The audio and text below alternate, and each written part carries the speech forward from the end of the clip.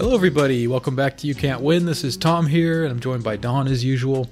Today we wanted to talk about the variety of human lifestyles and stuff that have appeared over history. I wanted to use steppe peoples and their culture as a jumping off point because I'm just personally very fascinated with that kind of culture and that lifestyle and the history of those people. And it's just so different from our kind of like modern life today. And I don't know, I think there's a lot to be learned from just how strange it is that how other people have lived and that they've, like, that was normal to them and how weird we would be to in their eyes, you know? So yeah, I just kind of wanted to get into that a little bit. Sure. So number one, like, what do you mean by steppe peoples in general? Like, what, like, are you talking about a certain region, you know, in like, say, Central Asia or something like that? Or what's the basic definition kind of thing here? Yeah, sure. I mean, I guess different people will define this differently depending on what they're talking about. But when I say that, I mean Central Asians. The peoples that I know the most about would be like the Mongolians, like the Mongol Empire, that sort of thing. I know a little bit about various, the major kind of like Turkic tribes and stuff that have come and gone. So like the people that eventually became the Turks, right? Like in Anatolia, the Seljuks and all that kind of stuff, the Gökturks, the Ghaznavids, all these various clans and dynasties that have come and gone. There's a lot of similarities between them, to be honest, but they're also like, you don't want to just necessarily lump them all together. They are like distinct. They have their own sort of thing going on, especially the Mongols. They sort of stand out. But yeah, like, pastoral people in Central Asia and that kind of thing. So, I mean, were they like there used to be like big cities out there, right? Or like some sort of cities like in Central Asia? Like yes, yeah. Okay, so that's something that is confusing to me in some ways because I don't really know, like, anything that has to do with like the movement of peoples throughout Europe and stuff like that in Asia, like where there was like, big invasions and all that kind of stuff, and the Franks and all that, Visigoths and all that kind of stuff, I know almost nothing about. Like, I know the words maybe, but like that's about it kind of thing. So I know a little bit about, like, say, Mongol invasions and stuff, but so what kind of time period are you talking about too that you're interested in? Like, is that well, it varies. Like, these different these different groups of people were around in different times, so I know a little bit about different time periods, I guess. Sure. The Mongols were like the 1200s were really when they were kicking off and doing their thing that they're famous for, and that was the period of time when that part of the world, like the stands of today, right? Like Kazakhstan and Uzbekistan, that kind of part of the world had some of the largest cities in the world. It wasn't desertified the way that we think of it today, that we know it today. As far as we can tell, right? Like, we don't obviously have like images and photographs and stuff, but we have descriptions of people and describing it, and they really emphasize how green and lush it is and how everything grows there. You can grow whatever you want, and it's just everywhere. So, and the size of the cities are massive. I was doing a little bit of research a while ago, just kind of for funsies, and I discovered this book that was talking about this, and it's incredible. So there was very few numbers of cities that were had a population larger than like 1 million. Europe had none of them. The largest city in Europe at the time was Kiev. Nothing in Central or Western Europe, and that was just under 500,000 people. And you look at Central Asia, Merv, Balkh. There's others. I'm just kind of blanking off the top of my head, but there was, I would say, like 5 to 10, probably less than 10, that were over 1 million, and a handful of those were 2 million. So the two that I mentioned were clearly over 2 million. And then if you go to China, there's actually significant numbers of like mega cities there that were over 1 million, probably 10 or a dozen, something like that. Sure. So just that alone, I think, reframes things, you know, because we sort of, just being from the West and having the sort of standard idea of history where, you know, it's changed a lot. It's not as bad as, like, say 50 years ago or something, but we still sort of have this idea of, like, ancient Greece, then Rome, and then the Dark Ages, and then you know, and medieval Europe and stuff, and then Renaissance and blah blah blah, that whole kind of thing. And even though we've tried to, like, correct it, and we sort of understand that this is a problematic narrative, and, you know, it sort of emphasizes Europe unduly, and it ignores, like, other places in the world, I don't think we really actually understand how much, like, how skewed that really is when you consider, like, just something as simple as, like, well, where are the greatest numbers of people? What are the dense urban centers in the world? Like Central Asia, I think most people just don't know anything about it. Like, they just kind of know it has, like, a Ukibukistan sort of a name, and that's about it. Like, that's that's what my dad calls it. So, like, I think that's fairly, you know, that's kind of fairly common to think of it that way. And that was really like a central, like, cultural center, an economic center for the world. The Silk Road, you know, passed through there.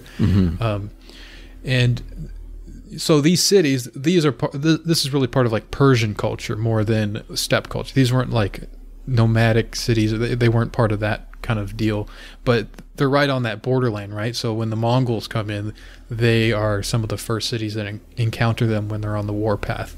And so they get hurt the worst. Some of those cities, what people wrote about them was that they were completely destroyed and everyone in them was killed. So if you imagine one of the largest cities in the world is just destroyed completely, you know, it's like nuking New York City or LA or something. It's like that significant. It's pretty wild.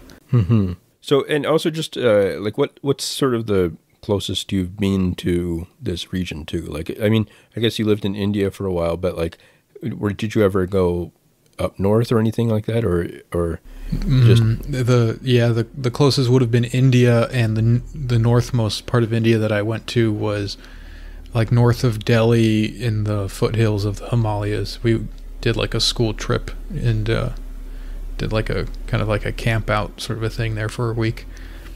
That's interesting. So I haven't actually been to Central Asia. I lived in Turkey too, so there's some like connections there, I suppose. Yeah, that's cool. So what was the idea here for steppe peoples, as, like, you know, you were talking about, like, diversity of ways of living kind of thing. So yeah, the thing that I find really interesting to think about when I read about these people or just, you know, think about it or whatever, it's just so different the way that they lived. And I think a big part of that is just sedentary versus nomadic or pastoral or semi-nomadic people. That's just a pretty fundamental difference. And I think you read about that and you kind of just like, okay, some people ate this, they stayed and farmed. Other people ate this because they moved around.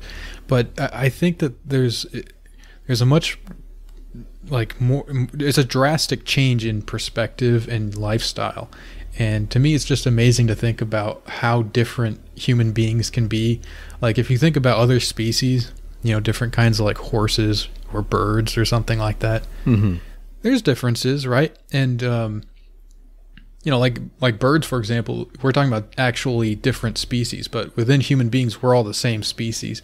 And yet we can live so differently just based on circumstances. I think that's really astounding. Like, I really, like, not only are human beings just bizarre when you compare them to the rest of the animal kingdom, but just the variety and it's just amazing to think about. So, like, one thing that kind of stood out to me, I was listening to a podcast recently that the Ottoman History podcast put out about the Mongols. They've been doing a really good series lately, actually. So anyone who's interested in some, like, a good survey of Islamic history, like, broadly, I would recommend checking out the recent series. I think it's called Making of the Modern Making of the Muslim World, something like that. Really fantastic stuff. But so they did an episode about the Mongols, and one of the things that they mentioned was the way that these steppe horse riders would eat. Like if they didn't have access to readily to food, they would cut the neck of their horses. And so I guess I should step back a little bit. So these guys, it wouldn't be just one horse that they would take with them. They would often take at least a second one, but oftentimes 3, 4, 5, even 6 horses with them, and their families as well. And so if they were going long distances, and we're talking hundreds and hundreds of miles, these guys could go over 1,000 miles easily within the course of a year or something like that. If they got hungry, there wasn't food around to eat, they would slit the throat of their horse, not to kill them, but just to kind of draw blood and drink the blood of the horse until they were, sated to some extent. And, they didn't want to kill the horse. They just were looking for a snack. And so then they would swap horses and go over and ride the other one. And, I mean, that's just, I don't know, that's different. Yeah. I remember Che Guevara said that they had to do that when they were in the Sierra Madres in Cuba. Oh, yeah? They had to, they were drinking horse blood and things like that because they ran out of food. And, that's pretty, I don't know, pretty extreme. I guess, I don't know. If you got to survive, I guess, you got to. Yeah, I mean, this is a soldier's thing, right? Sure. That wouldn't be a standard everyday kind of meal or something. That's just something you would do out of necessity or whatever. But I think they also took pride in that kind of thing. So a big part of their diet was milk from the various animals that they were herding around and things. And so milk, meat, and blood is a big part of their diet, because there wasn't a lot that was growing up there necessarily.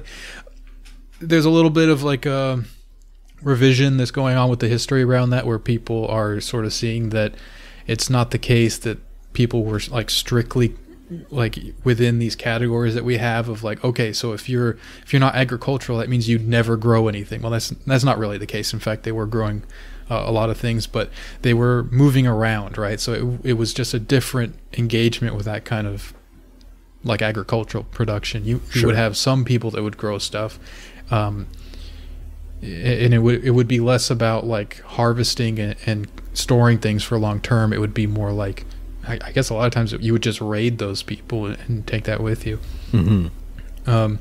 I guess another thing that I find really interesting is sort of the basic skill sets that these types of people would have.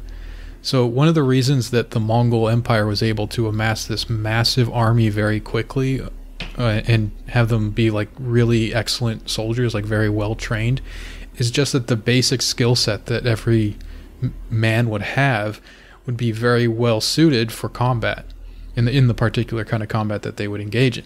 So horseback riding, basically everybody could ride a horse. If you look at a place like Europe or the Middle East or whatever, that wasn't the case. To ride a horse was sort of a more specialized kind of a thing. Less so, I guess, in the Middle East there was a little bit more of that, but you would have to be a knight or a nobleman or something. You wouldn't own a horse. 90% of people just wouldn't have access to that. But in the steppe, that was just a basic part of life, so not only that, but archery was something that you would know how to do just kind of automatically. And I think the standards of excellence was much higher for archery. So, and also the technology, the sort of creativity involved in their designs was just at a different level. They did this thing where it was sort of the reverse of the. So your standard kind of idea of a bow would be it's curved away from you, right? If you're holding it out with your left hand, the bow would curve towards you, both above and below your hand. They had bows that would curve the other way, and that increased the tension on the string, and so they could actually shoot very quickly. I think I'm not quite sure of the numbers, but I think that some people would say that they could shoot 2 arrows in a second. Wow. So they would have like multiple arrows in their hand, and they would like put them in there and then like just shoot them like almost like a machine gun, just boop boop boop boop boop boop. Really crazy, you know. And yeah, I don't know. This kind of stuff is just really fascinating to me, that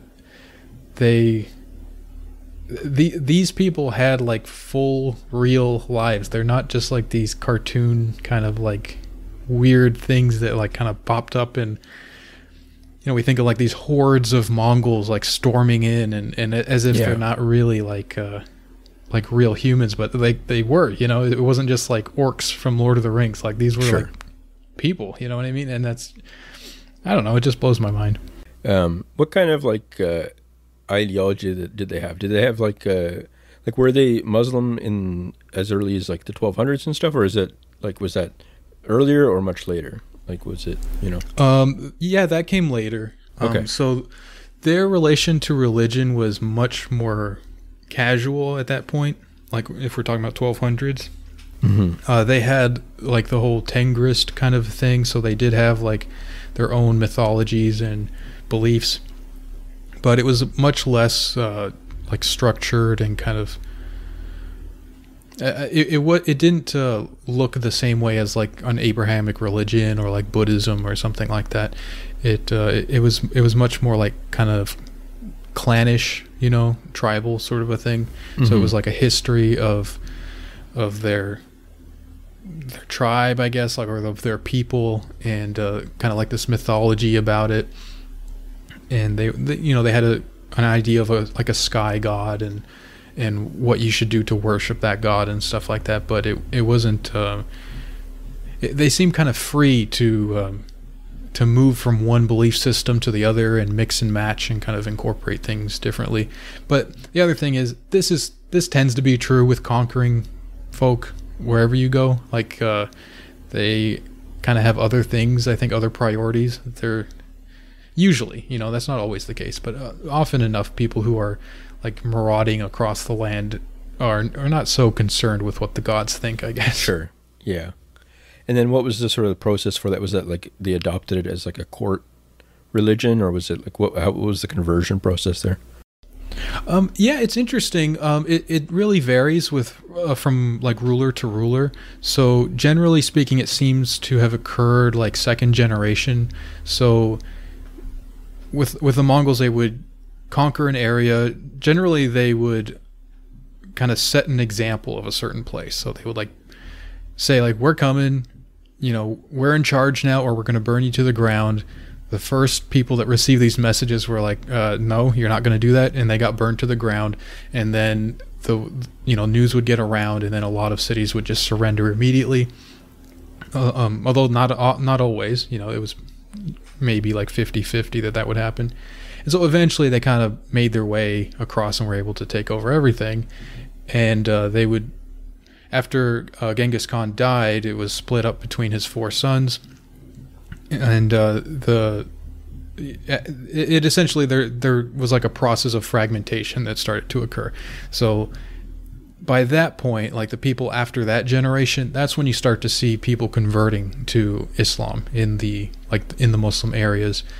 With China, it actually the kind of like conversion to Chinese culture or assimilation into Chinese culture was almost like an immediate process. It was almost part of the conquering process. So I think it was very practical, generally speaking. Although it's not like they were just cynically sort of doing this out of, you know, just like calculating what is most useful to me. You do see examples of people who, like at a young age, the kind of age that we typically today would see people looking around for like religious conversion, and, you know, early 20s, that's kind of like the typical age you see that happening. That's when you see a lot of these leaders doing that. And oftentimes they would kind of explore different things. There's one guy who I don't remember his name now, but he was born with the kind of like Tengrist Mongol beliefs, the traditional beliefs of the Mongols, and was ruling over a Muslim area. He, I think it was a Sunni Muslim area, and he became interested in Islam. I think he also was interested in some other things, maybe Zoroastrianism, perhaps. Anyway, he kind of like flirted around with different things, and he went from like Sunni to Shia to back to Tengrist beliefs, actually, and then I think eventually concluded as a Sunni Muslim. And I think he died fairly early, so who knows, he may have, like, had he lived longer, maybe would have tried all kinds of different religions, who knows. But I think especially the move back to the Mongol beliefs is interesting there, because there's no political advantage to be gained from doing that.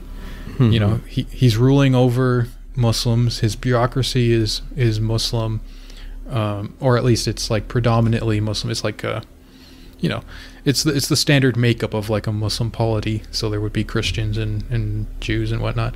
But you know, the Mongol beliefs have there's no reason to adopt that. So like, it's just interesting to me to see, like, it seems sincere, you know, his exploration of that stuff. So yeah, like that's basically when you start to see that. And I think that there was a lot of there's like syncretic sort of things going on. So those cultures, those steppe cultures, placed a lot more emphasis on very like Klingon style values, you know what I mean? Like, yeah. Courage in war, and they would often write about like things that we read today, and they just seem horrible, like brutal.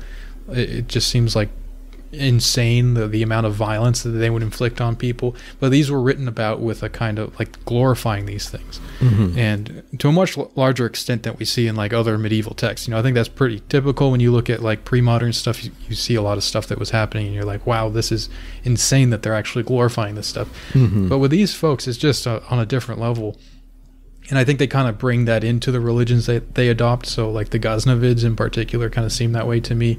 They were the people that they were kind of kicked out of Persia, led by a slave soldier who had kind of like risen up through the ranks and become just an important military commander, and very loyal to his like mentors and his superiors. They fell on the outs with the dynasties that were in control in that area, so they found their way through Afghanistan, modern day Afghanistan, into India, and just went on a rampage. You know, when like right-wing Indian nationalists and stuff today kind of cry about, you know, Muslim invasions and stuff, mm-hmm. if they're talking about these people, they you know, fair enough.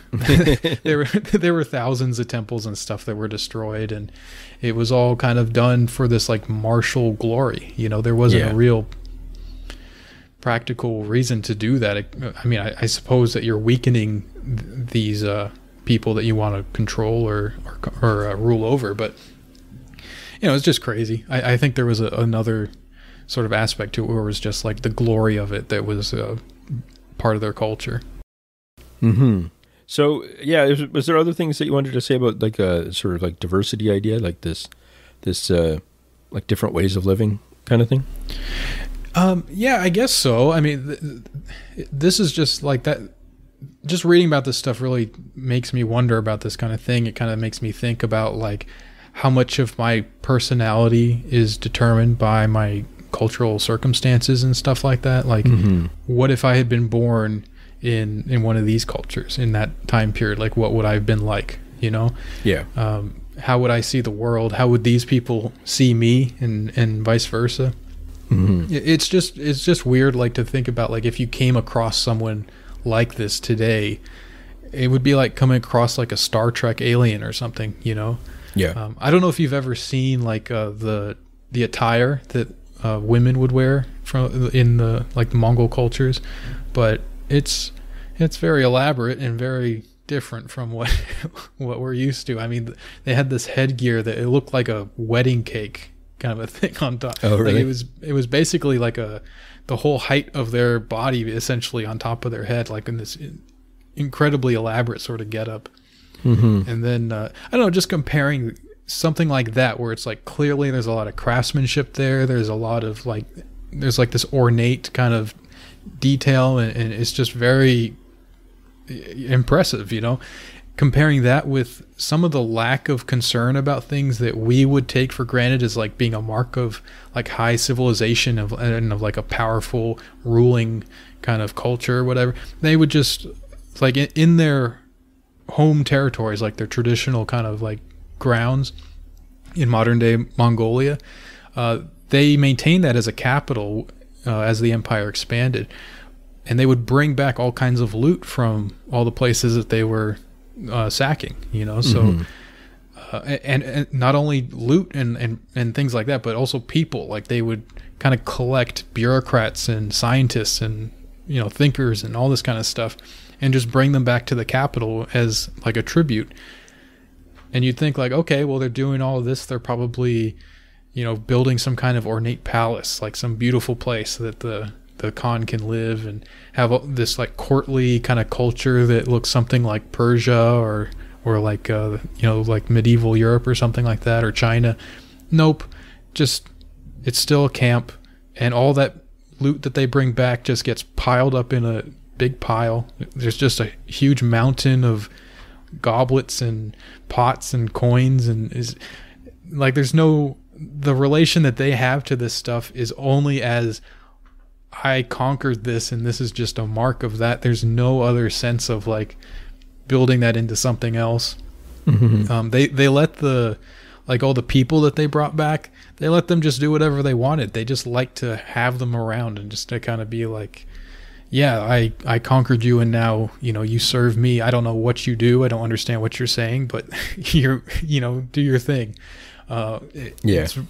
It's I don't know. It's very weird, you know, and it's just so different. You got to respect it on some level, but it's also kind of horrific. The extent, like the violence of it all is just kind of horrific. But I don't know. It's just something else.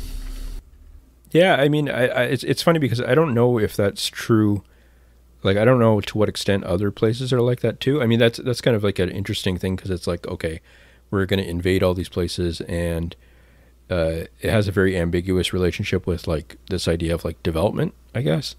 But like, yeah, I don't know. I think that's something that people have to respect a lot, or at least like understand in different cultures. Like, this has become kind of a big deal to some extent with like indigenous cultures in Latin America as well, I guess, and North America. Like this idea that like you don't necessarily have to have the same plan involved kind of thing of like, oh, I'm gonna maximize technology use, maximize you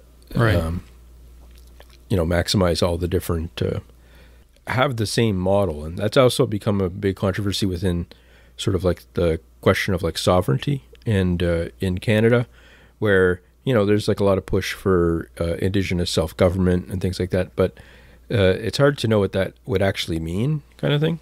And it's funny because people do sometimes like invoke sort of like racist ideas that seem almost like based on Mongols or something like that. Like they seem based on like other things of like this idea that like you can't have institutions that aren't basically the same ones that we have everywhere.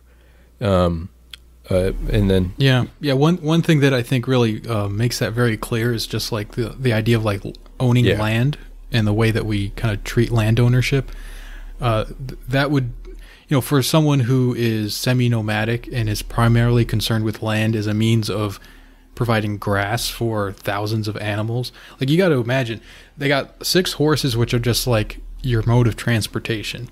Then you have hundreds or maybe thousands of animals that you would take with you to feed people, and you would need, like, if your diet is primarily meat or in milk, that's all coming from those animals, and you're keeping that for months. You know, you have a month's supply of meat in the form of the actual animal that you're just taking around. So when they got to certain places that didn't have a lot of grass, that was worthless to them. Didn't matter if it was like a major port city, was like one of the shining stars of like maritime commerce or something. And if there wasn't enough grass, they didn't care. So this is what happened in Syria. They came down to Syria. There was a little bit of grass, but not enough. So they just left, and they went, continued into Europe. Oh, that's pretty wild. I didn't know that. Yeah. That's, Did they destroy a lot of the places in Syria too, or was that like, did they sort of get away with it? I mean, compared to other people, yeah, but I think by Mongol standards, I think they sort of were relatively light touch there. I mean, obviously they did Baghdad pretty well. Yeah. But what's funny is, like, even the sack of Baghdad, if you were not in Baghdad, it didn't necessarily affect your life. Yeah. Maybe at all, you know? So we kind of think of this as like this huge, momentous, like, world historical event.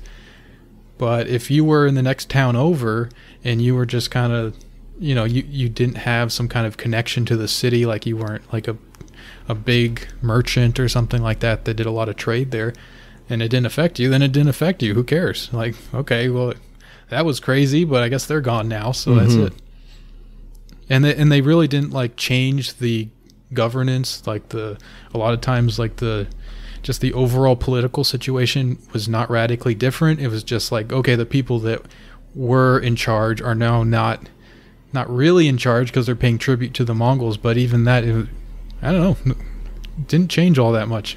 It's kind of wild. Yeah, I guess there is something about like retroactively imposing our views of nations or something like that on that period where, you know, it's stuff like, you know, in Western Europe at the time, there might have been very little idea of what your allegiance was to some greater thing or something like that. It might just be, you know, there's not like, you might just be some peasant just randomly farming or something. You might not care about the higher culture that much. So yeah, you might not even know who the king or like you might have no sense of like the real political circumstances. You might know your local tax collector, you know, your local priest or something like that might have more effect on you, so you're paying attention to that kind of thing. But in terms of like the high level politics, that today we focus on that a lot, right? Like Biden and Putin and all this kind of stuff, like that really draws a lot of our attention. But when it comes to like local government, that's more of a niche kind of a concern, you know. I think it was kind of flipped back then. Yeah, I don't know, I kind of find that interesting that I don't know if that's healthy. It's amazing to me always how much of our lives is determined by like the big institutions now, and you know how quickly things can change.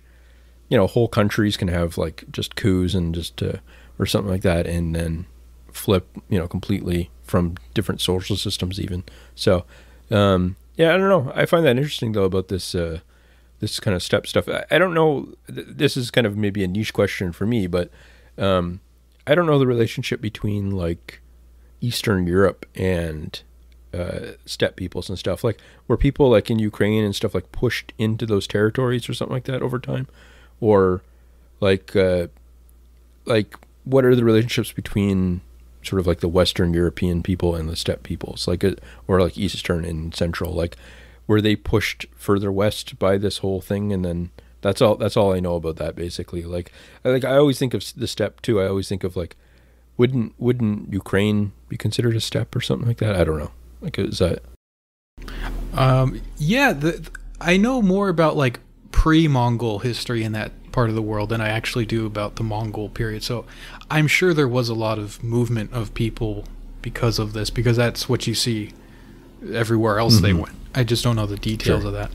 But I know like going back to Kiev, the reason that became such a big city when it was, and it was always like a large city until very recently, to be honest. It was like one of the major cities in that part of the world, was because of the river, the Volga River. And so that the place where it's located is really kind of strategically very interesting, and kind of like it's sort of I guess Ukraine kind of means borderland, right? Well, there's forests on the left of it, or there were. I don't know if that's still very forested today, but that was a different kind of way of living. And then on the right, you have that steppe kind of area. And the people to the right of that, to the east of it, they would kind of push into that area. And then the people on the western side of the river, they were kind of they were able to hold their own. Like, they were kind of like fierce in defending that area, so much more so than you see in a lot of other areas. And I'm not sure exactly why that is. Maybe they just got lucky. Maybe it was more easily defended or something. But they were able to kind of like hold their own there. And I think there was a little bit of maybe cultural influence or kind of like a hybrid sort of situation going on there, where they, and eventually you have the like the Rus tribe coming down, like, so the people that would eventually kind of form Russia centuries later, they would come down the river, and so there was just like a clash of these different people, right? Like you had like Viking sort of a situation with those Rus tribes, and then you had I forget what they were called, but like the native Ukrainians, so to speak, and then the folks to the east of that, I think that was, I don't want to get the name wrong, but anyway, you can think of them as like Turkic sort of like nomadic peoples, and they were all kind of fighting over that for various reasons. I think they had different reasons for it. The Rus were interested in it because to control that river was very lucrative. Like that was a whole like trade system. For the people that were just living there, that was just where they lived. They came up from the south, like from more like the Balkan, kind of like Romanian kind of territory, and then the people to the east they just wanted more land. Like that kind of like steppe nomadic culture, for them it's all about controlling a huge swaths of land, and it's just so different from like a more sedentary people. Even these kind of like raiding, like the Rus kind of like proto-Viking type peoples, they didn't care about controlling large amounts of land. For them, it was more like creating like a strong and secure trading network. And then for the sedentary people, they just wanted to have like a somewhat self-sufficient kind of ecosystem that they could kind of, like have their own little economy and thing going on. And the steppe people just needed more land for their animals, and it was just useful for them to. They were able to beat everybody else. They were kind of like bullies that would just go around and like knock heads, and then it's like, okay, well now all this land that no one is using for anything, well, it's a lot of grass for us, so that's what we want. Yeah, it's funny how a lot of these sort of accidents pile up into things that we consider like fixed parts of a culture or something like that too, and right. I don't know, I find that interesting. I do want to learn more about that kind of general region. The only my only experience with it, I guess, is I've never been to Europe or anything like that, but I did do that 1 week in Xinjiang, whatever, and that was kind of interesting. I don't know, like where it did feel like certain parts where you went out into the countryside or something. They had like different Silk Road tour kind of stuff. And I bet that's really interesting. I mean, I didn't know almost anything about it at the time, really. I had only read like a few books about it before I went, and it was just by a fluke kind of thing that I got to go. So yeah, there was a lot of like sort of like cartoony sort of stuff, or like just different tour guide kind of things, not like deep history or anything like that. But it was still kind of like caricature kind of a thing. Yeah, because a lot of the things I went to were like, my tour guide was Han Chinese and stuff, so I think I got like a certain aspect of it kind of thing. But it was interesting though. The impressions I always got the most, like where I felt like the most impactful was when we were on the bus just driving through like desert area or something like that, and you saw people just, very, very cheap kind of concrete buildings and stuff, just dotting the landscape kind of thing. And a very, it was interesting because a lot of people just, say sleeping on the top of a concrete building during the day or something, that kind of thing, like just very, very different than even other places that I knew in China or something, because it felt like it really did feel like a frontier or something like that, like a very like both something that was being developed and also just like a, like you would see the yurts up on the mountainside and stuff from Sure. I think a lot of them were, I was told that they were Kazakh, a lot of them. And Okay. and that was the interesting thing, but and you'd see like all the different goats everywhere on the mountains and stuff, and it Sounds was nice. it was beautiful, and it was interesting, but I'm only there for a week, and you only get kind of a snapshot of that, and it's kind of a strange thing. I went to a mosque there in to the area, and I thought it was like an ancient mosque or something like that, but apparently it was built for a mall. It was like I read it online that like later that like it was like the minaret was built as kind of like almost a novelty, tourist thing almost. And they had right near there, they had someone had a camel for like pictures. And I don't know, it was just very strange. Like when I woke up one day after the first day I got there, after I woke up, I went outside, and there was a donkey out front, just shipping like a pack mule kind of thing, I guess, whatever. And that, I don't know, that it was interesting because it really did feel like Central Asia or something, like having the smell of barbecue, Horse shit. yeah. Barbecue, Barbecue, goat and stuff everywhere, and Sure. I don't know, it was cool, but I don't know. So it did make me interested in that kind of stuff, and I feel like it's become, it's almost sad that it's like over politicized right now, kind of thing with everything. I mean, it's not. I'm not even making like a judgment either way. I'm just saying that like it's. Because that's the kind of region that I would love to go travel again eventually, and I was told that now, basically, if I went there now, my kind of travel would have been impossible, kind of thing. So, Sure. I don't know. I think that traveling to some of these places that we've talked about would be a lot of fun for me. So yeah, I would love to be able to visit Afghanistan, but obviously that's not a great idea. But like, I guess in like the 60s and 70s, that was a hot spot for like hippies. Sure. And so this was prior to it becoming, or like just prior, or just as the wars were kind of going, Sure. kicking off. And it's just a beautiful country. Like the mountains, like people talk about the blue mountains of Afghanistan and stuff like that, and you see pictures of it, and that's the word for it. They're blue mountains, Yeah. And I don't know, that just seems like a very cool place to go.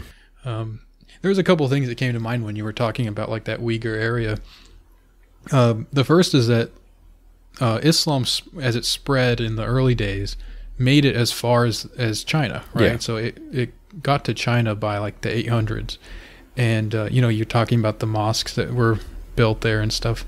It's really interesting to see like actually old mosques that were built like in that period or afterwards too, but they look like like the pagoda, like the very typical like Chinese or Eastern style like roofs, and you'd think it would be like a Buddhist temple or a Taoist temple or something like that, but they're mosques. And I know that's very interesting to me, that there wasn't this idea, like from a very early stage, Chinese Muslims were Chinese. Like they weren't just like adopting like an Arab or Persian or whatever sort of a culture. They were, they kept to their culture in a sense, in a lot of these different ways. And I read a very interesting book that looked at translations from Persian into I don't remember the Chinese language, maybe Mandarin or something like that. I don't know that much about it, and I read this a long time ago, but the way that they had to translate it was they essentially had to use like Confucian vocabulary, right? Because of the way that the Chinese written language worked, is like each word has its symbol, right? And those symbols they're kind of like developed on the back of Confucian ideas and Taoist ideas and stuff like that. So when they're translating ideas and philosophy that was written in Persian into this language, they had to use that language, right? So they had to use things like, they would refer to prophets as sages, and the Quran was called something like the something classic, or maybe just the classic. They would talk about, like, in the Quran it says like the heavens and the earth. In this Confucian translation, or this Chinese translation, it would be called like the thousand things beneath heaven, or something like that. Like, there's all this vocabulary that is very much part of the Confucian tradition, and then it was actually very much appreciated by the Emperor of China. He said that these Muslims have articulated our Confucian beliefs. Oh, this was in the Neo-Confucian period. So if anybody knows about that period of Chinese history, this is what I'm talking about. Maybe 1400s. They were talking about how well they articulated our Neo-Confucian beliefs in these Islamic texts, and that they found it really interesting and really beneficial, and they didn't find it threatening or foreign or anything like that. So I thought that was really cool. The book I read is called Chinese Gleams of Sufi Light by Sachiko Murata, I believe. So we can throw that in the show notes, I guess. The other thing that came to mind is the yurts. So one thing that I've thought about is the way it must, when we think about our homes, there's like a special feeling you get when you think about your home, like we talk about like a home being cozy or something having hominess, like you go in some interior spaces and it's like a hospital or police station or some office buildings, they have a feel to them. And then you go to someone's house and it feels lived in and all that kind of stuff. And we have a different kind of sense about that. I think about that in terms of like what it would be like to be one of these people living on the steppe and living in these yurts, which are mobile. They're not just like fixed locations. But the thing that I kind of think about is how their sense of space must be kind of different from ours, because they travel such long distances. And this is still true today, I think, even for like modern Mongolian people.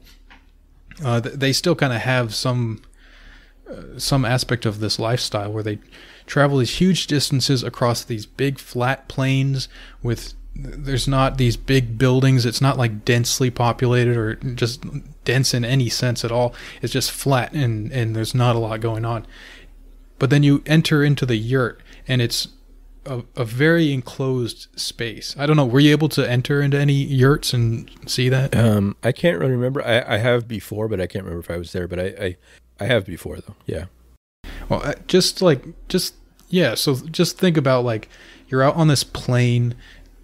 There's a strong wind, and you can just see miles and miles in every direction. And there's this little round tent, and you walk into the tent and close it up, and all of a sudden you've gone almost the exact opposite.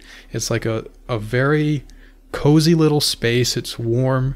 It's insulated from sound and wind and cold. There's like a little pot going, some kind of broth is being boiled, and it's very colorful and decorated, and it just seems the exact opposite. Such a contrast from that like vast outside space, and then you're in this very cozy little yurt space, And I don't know, I just think about that, like that seems like important possibly to someone from that kind of lifestyle, Yeah, that's interesting. I don't know. This is just the kind of goofy stuff I think about that fascinates me. Yeah, I wonder if when things will eventually open up again, where we can start, I don't know, reporting on location. Yeah. There's this YouTube channel that I like to watch sometimes. It's basically like a Mongolian, they have these different YouTube channels now that seem almost like promoted by national tourism agencies and stuff, where it's kind of like Chinese ones are pretty popular. There's a lot of those where it's like promoting different areas that they want people to come and visit and have this sort of like romantic sentiment about, and it shows like the traditional lifestyles and the kind of like rural kind of, what do they grow there? What do they cook there? What do they dress like? What are their buildings like? all the animals wandering around, and look how beautiful the weather is, and the mountains and the trees, all that kind of stuff. Well, there's one for Mongolia, and I think it's called ARTGER. You can throw that in the show notes too, I guess. And they focus on the food, and it's just it's a little bit some of it's a little silly, but it's pretty cool just to see like the kind of stuff that they would eat. There's a lot of, you can clearly tell like, well, that's from Russia, and that's from China, and that's from like probably Persia or the Turks or something, like, you know, kebabs and that kind of stuff. And it's just cool to see like they're doing all these different kinds of food, and then they got like these big bushy hats on and furs on and stuff like that, and their dogs and stuff with them. And one thing, you know, the baos, you know, the Chinese buns, right? Yeah. I guess the Mongolian style is just huge, like massive. Like if you think about like a 1 pound burger, you know, like a really big burger. They're like, you got to hold them with 2 hands kind of a thing, and you bite into it and just like this waterfall of juice comes down. Yeah. It seems fitting. Very like, I imagine they're trying to make that impression, right? Like this is the Mongol bao, but it's kind of neat in its own way. Yeah, I'll have to check some of that stuff out.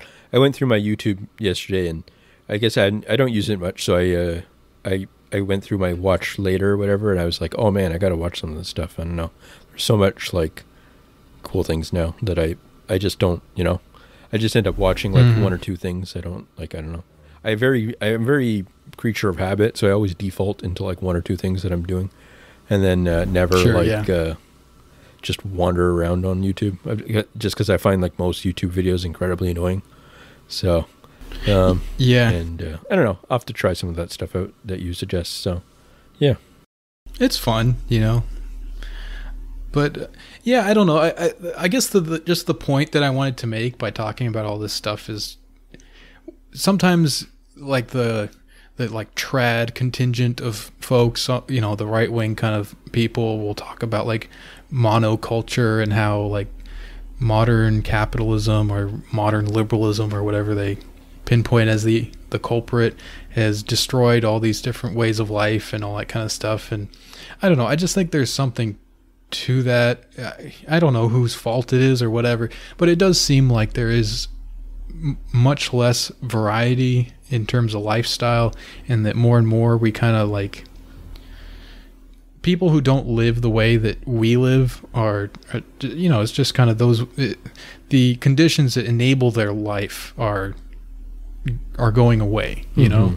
And I just think that the fact that human beings can live in these very different ways, whether they're, you know, I'm not saying the Mongols are great, like there's plenty of things about these kinds of people that I think are horrific, you know, but I still think it's like amazing just that that was real, that there was millions of people that lived like that. Yeah. And that's just one way of being human. And then we have that like within the past 500 years, like that's in, you know, that's in our like historical, we can document that, we have evidence of that. If you go back before, like way before, you know, say like kind of prehistoric kind of man, and just think about like those people. Yeah. Like, you know, we kind of have like this caveman cartoonish sort of idea of like, again, it's sort of like we don't think of them as like actually being human and having like a full life the way we have, you know. It's almost like they're just like this background sort of thing. They're not really, I don't know, you are just one person, right? So like one of those people, like that's an equal thing. Like that's 2 human beings. One of them lives this way, one of them lives that way. It's just amazing to me that the variety and the difference that we can have in the different lives that people have had. I don't know. Sometimes I think about like heaven and hell is going to be all these different people mixed up together, and that's going to be crazy.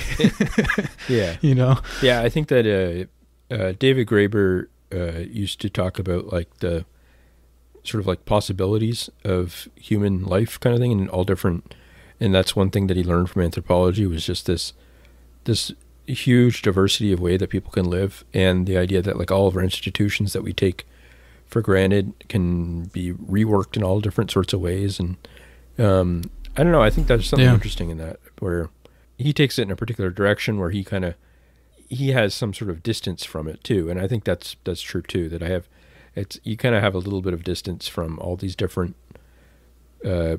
ways of living, where you can kind of go, yeah, well, don't take yourself too seriously, kind of thing, you know, with your that's the good takeaway, right? Like, and also that, like, there are many possibilities. We don't have to feel so like restricted and hemmed into like one trajectory, you know, like things could be very, very different, and that's entirely possible. I think that's like maybe that's what's really the kernel of my fascination with this kind of stuff. It's just like that we can do almost anything we wanted to, and for some reason today that doesn't seem possible.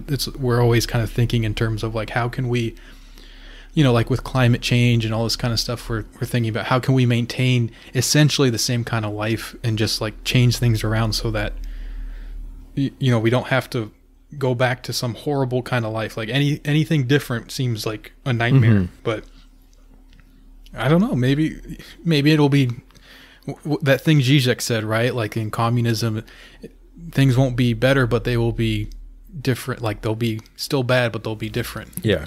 Like we'll have different kind of nightmares or whatever. Yeah. I think that's, I don't know. It's sort of a good feeling, I guess. Yeah. Well, that was interesting for me. So yeah. So you want to get into some questions? Yeah, sure. Let's do some questions. Okay. So honestly, Tony asks, do you feel good about the way things are going? Yeah. So we kind of talked about that. We did answer this question on an episode that we unfortunately lost due to Craig. Damn you, Craig. But yeah, I guess just short and sweet. Well, I feel fine about things. Like there's lots of problems, but for me personally, I feel okay about it. Like I feel okay about how my life is going, I guess. But just in general, I guess there's a lot of like, possible nightmare scenarios, but I don't know. I don't feel the kind of like catastrophe is looming kind of feeling that maybe I should be. I don't know. I just don't know what to think, I guess. So it's hard to feel too good or too bad about it when it's just sort of confusing. Yeah. I feel pretty good about my life overall. And, like, I feel like things are improving for me, and I'm on the other side of a lot of bad things kind of thing. And so I feel good about that. I do feel like I need to work on health stuff a bit, or else that will get worse a lot over time. But, you know, that's probably true for a lot of people. So, and yeah, that's true for me. And, you know, I feel like, you know, there are a lot of people that I know that aren't doing well and stuff, and that's not great. But, you know, I don't know. I just think that, like, we'll see where it goes. I don't know. You know, this whole life of ours, we'll see what happens. So I do think that, like, hopefully if the vaccine works and all that for a while, that gives us some breathing room at least. We'll see what happens there. So, yeah. As long as I can get back into the movie theater soon. I don't know. I've only been to the movie theaters once. I'm one of the lucky people that were able to go when the caseload was down. So I did see. They did a special showing of the new Gal Gadot movie for you. And so I saw one movie over the past year, I guess. So, you know, I got to get back out there. So, yeah. Yeah, it is what it is. You know, what are you going to do? It is. Sure. There's, you know, you can sort out your life, and then that's about all you can really expect. I don't know. I think I have like faith in God about this kind of stuff. You know, like whatever's going on, like this is what it's supposed to be, and then at some point I'm going to kick the bucket, and then it's over for me, and then that's it. That was what my life was supposed to be. I'm not too worried about it. Yeah. Okay. So Loic asks, what do you think of the rumors claiming Dennis is a ginger? I have less than no opinion about this. Yeah, I don't think you should throw that kind of accusation around without hard evidence. I don't know. Don't ever. Fair enough. Don't ever accuse someone of being a ginger unless you know for sure. I don't know. Yeah. Okay, so CMDCN asks, if God creates us knowing all the choices we will make, is that really free will?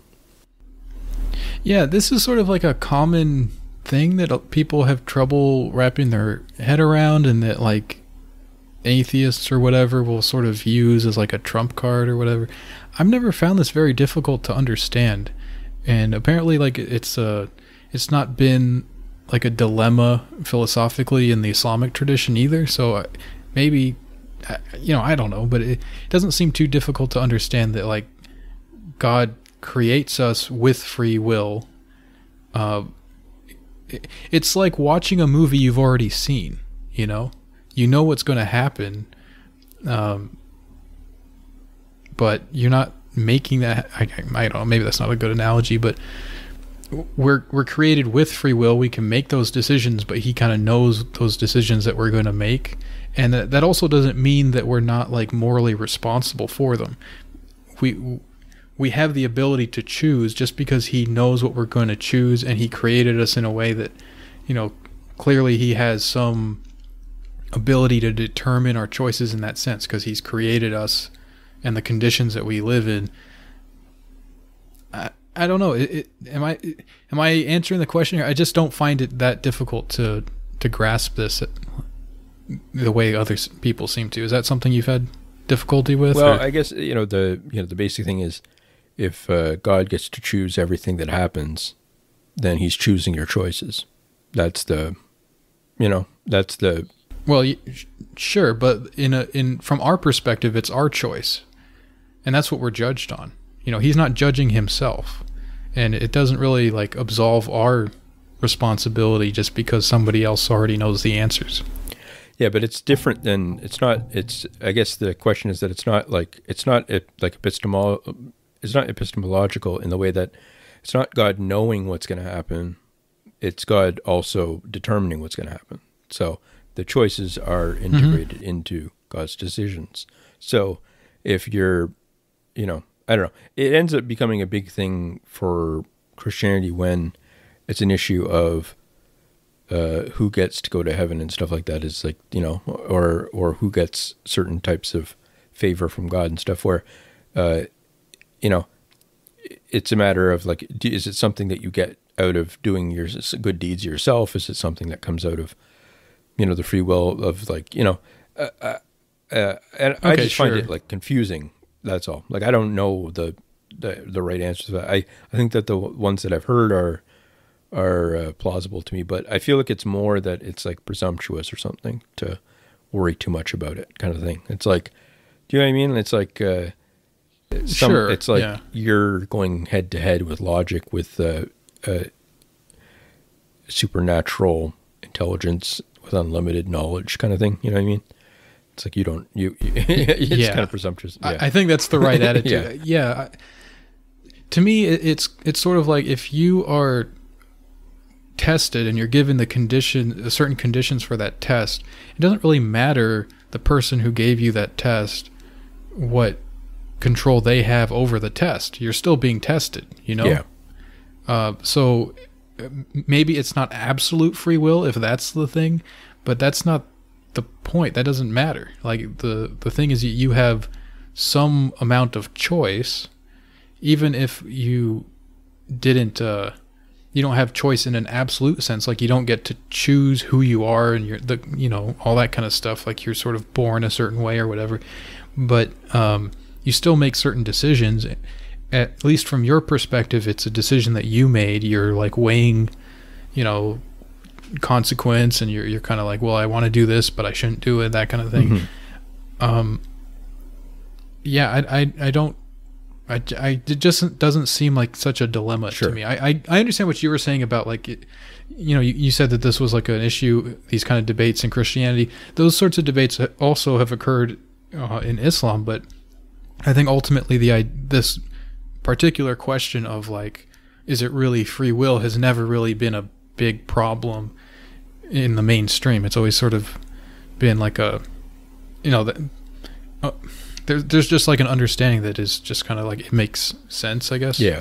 At least to me, and it's been sort of like a common sense thing in the Muslim world. So. Well, the debates ended up mattering more in the early modern period, where like, it started getting bound up with questions of science and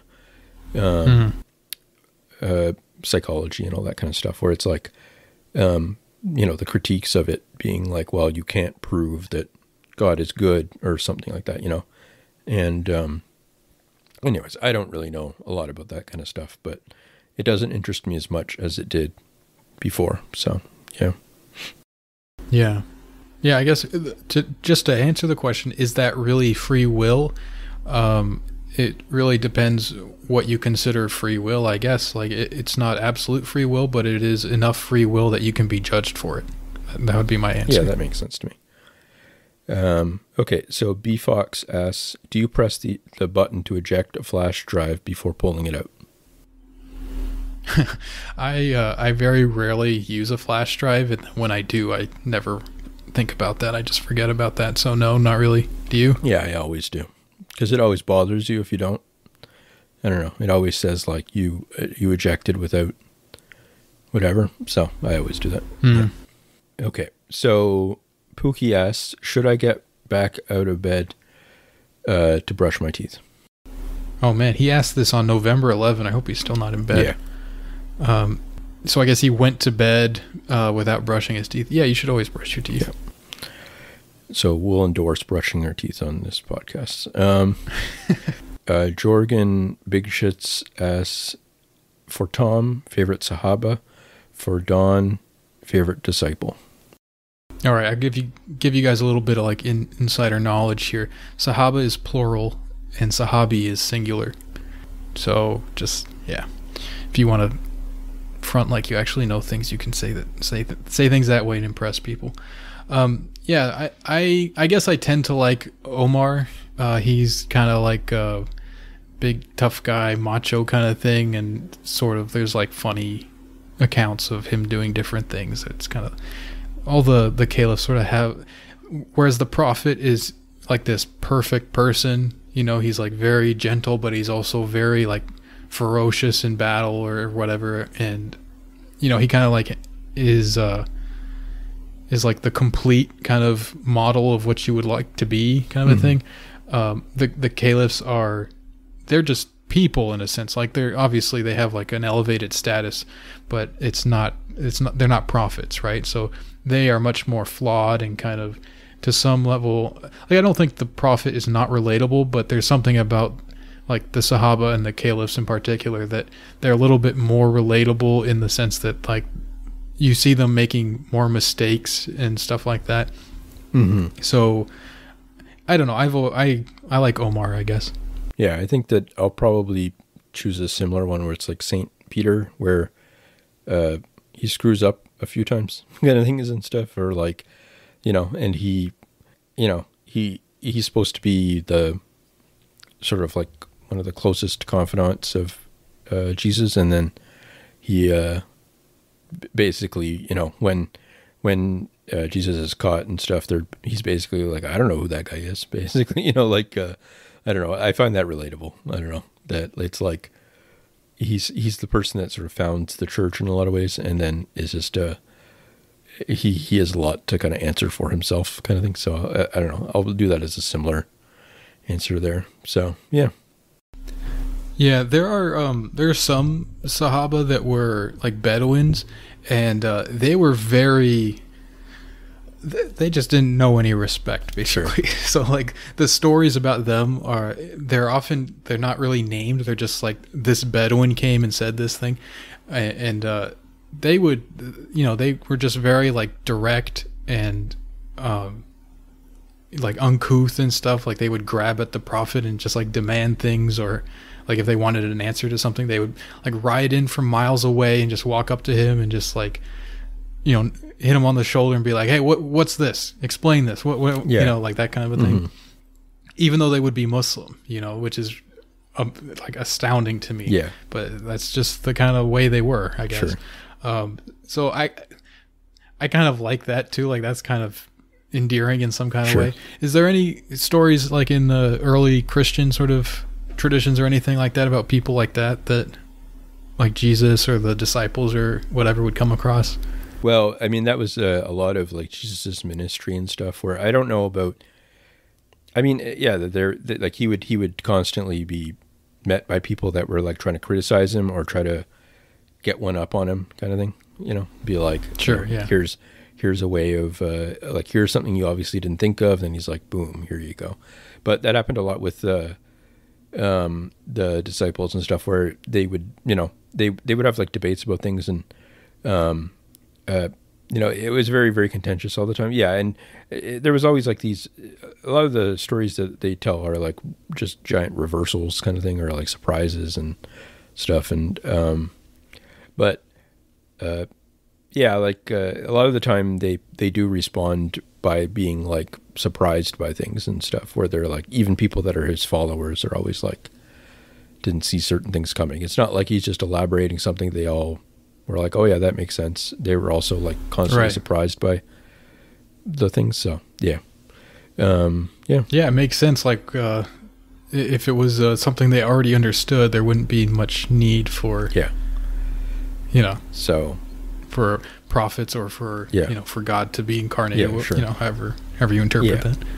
Well, I hope you guys enjoyed listening to me kind of ramble on about this stuff. It's something that I find really fun, and I do encourage you guys to check out the podcasts that I mentioned, the YouTube channels and stuff, if you're interested. I think it's good stuff. Yeah, and thanks for sharing some of that with us. Yeah, so I guess we'll talk to you guys next week. Bye. Bye-bye.